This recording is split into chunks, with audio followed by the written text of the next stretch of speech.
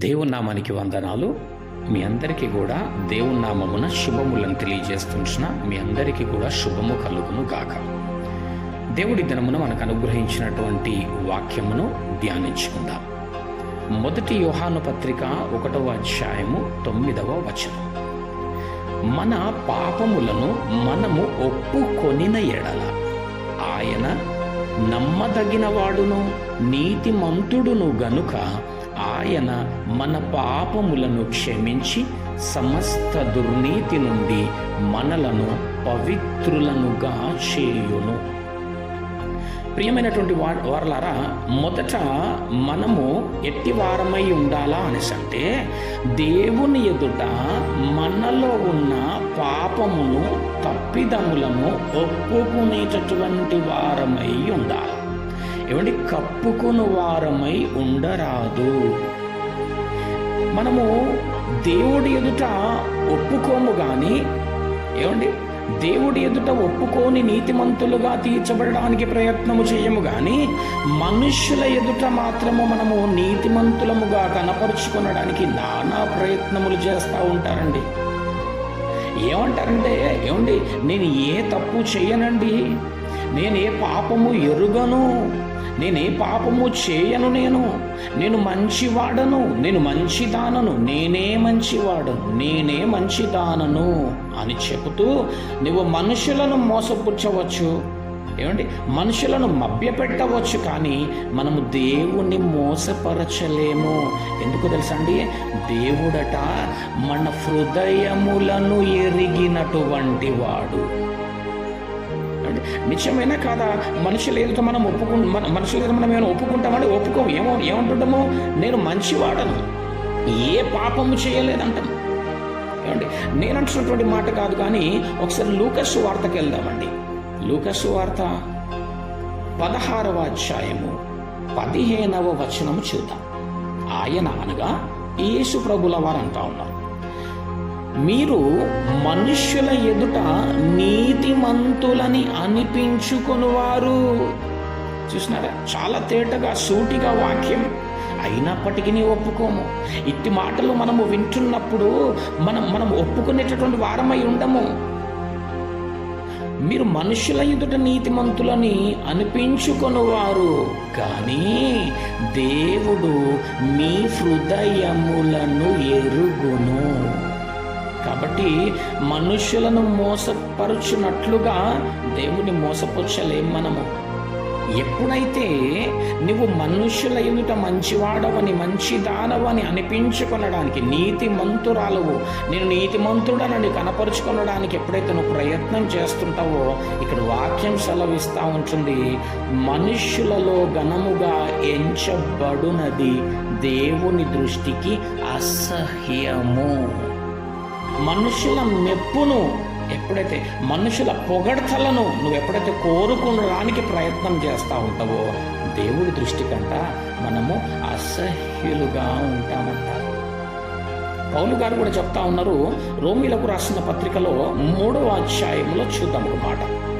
రోమీలకు రాసిన పత్రిక 3వ అధ్యాయం 23వ వచనం. ఏ భేదము లేదు, అందరూ పాపము చేసి దేవుడు అనుగ్రహించు మహిమను పొందలేకపోవచ్చున్నారు. అందరూ, ఏ భేదము లేదు. కాబట్టి నమ్మేవారి విషయంలోనండి ఇది. నమ్మడం అంటే విశ్వసించడం అంటే నమ్మడము. ఏమని నమ్మడము? నేను దేవుని ఎదుట నా పాపములను ఒప్పుకొనినట్టయితే నా దేవుడు నన్ను క్షమించగలవాడు. తన రక్తము ద్వారా ఆ పాపములను కడిగి వేయగలవాడు. కనికరించువాడు, అట్టి దుర్నీతి నుంచి నన్ను విడిపించువాడు, నన్ను నీతిమంతురాలుగా చేయువాడు అని నమ్మాలా. కాబట్టి నమ్మువారు ఆయన కృపచేతనే క్రీస్తు యేసునందలి విమోచనము ద్వారా ఉచితముగా నీతిమంతులని తీర్చబడును.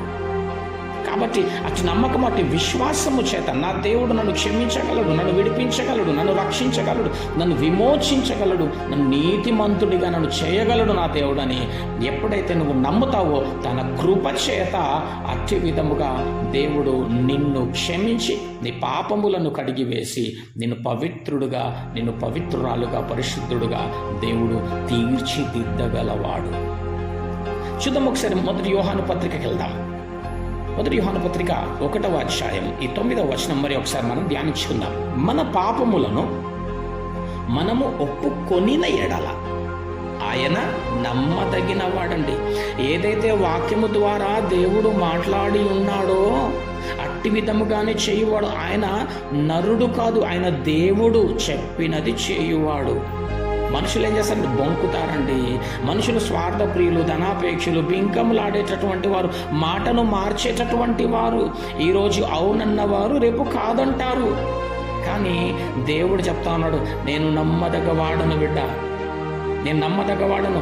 నువ్వు గనక ఈ యొక్క సమయంలో నా వాక్యమును విన్నటువంటి నీవు అంగీకరించి నా ఎదుట నీవు ఒప్పుకో, నువ్వెట్టి వాడవైనా సరే, నువ్వెట్టి దానవైనా సరే, నేను నిన్నేం చేస్తానని చెప్తున్నాడు దేవుడు. అను నీతిమంతుడు గనక ఆయన మన పాపములను క్షమించి సమస్త దుర్నీతి నుండి మనలను పవిత్రులుగా చేయును. ఆయన మన పాపములను క్షమించి విమోచించి రోమాలు మనం చదువుకున్నటువంటి విధముగా మనల్ని నీతిమంతులుగా తీర్చేటటువంటి వాడై ఉన్నాడు. అంటే అతిక్రమములను దాచువాడంట వర్ధిల్లడంట. అతిక్రమములను దాచువాడు వర్ధిల్లడు, కానీ వాటిని ఒప్పుకొని విడిచిపెట్టువాడు కనికరం పొందుకుంటాడు. ఈ మాట విన్నటువంటి నీవు దేవుని ఎదుట ఒప్పుకొని విడిచిపెట్టినట్టయితే దేవుడు వాటి నుంచి, ఆ దుర్నీతి నుంచి, ఆ దుష్టత్వము నుంచి, ఆ దుష్టుడి నుంచి దేవుడు నిన్ను విడిపిస్తాడు. దేవుని క్షమించగలవాడు. తన కనికరము నీ పైన ఉంటుందండి. అంతేగాని 10వ వచనం ఒకసారి చూసుకుందాం. మనము పాపము చేయలేదని చెప్పుకొనిన ఎడల,